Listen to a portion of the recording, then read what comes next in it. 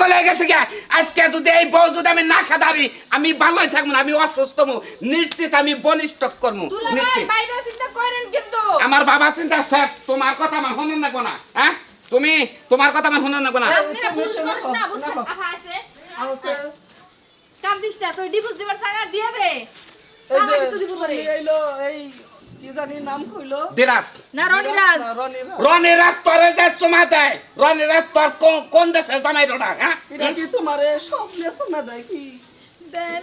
আমি যখন হাই স্কুলে পড়তাম তখন ওর লগে আমার সম্পর্ক ছিল দেখছেন কিন্তু বিয়ার পরে কোনো সম্পর্ক নাই ওর দেখছেন লগে। তাইলে আইছে যে তোমারে বাজনা বাজে ডিভোর্স দিতেছে এটার কারণ কি তাইলে আমি জানি না এখন- আমি ওর সাথে যাইবার কারণটা ও কবে কোন থেকে কারণ ভাই আমি পাইতাছি আমি ওরে ভালোবাসে বিয়ে করছিলাম মনে মতো দুঃখু মেলা দুঃখু ওরা সাতিল গা আমি মরে যাম গা কলজা ভাইটা মরে যাম গা হে জন্য কইতাছি আচ্ছা ভাই তুই নাই মানে না দিলে ভাই এই শালি আমারে কোন দিন আমারে দ্বন্দ্ব দেয় না কেন ভাই আচ্ছা দুলা ভাই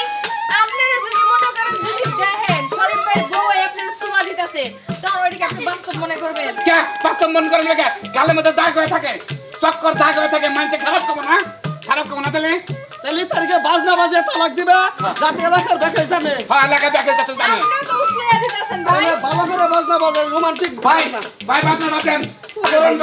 করণ বাজনা বাজেন তাহলে কেমন ভাই হ্যাঁ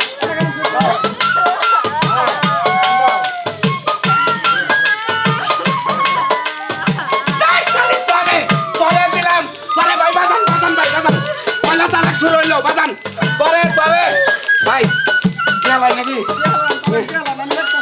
এলাকার জনগণ এলাকাবাসী আপনারা দেখেন আমার বড় প্রথম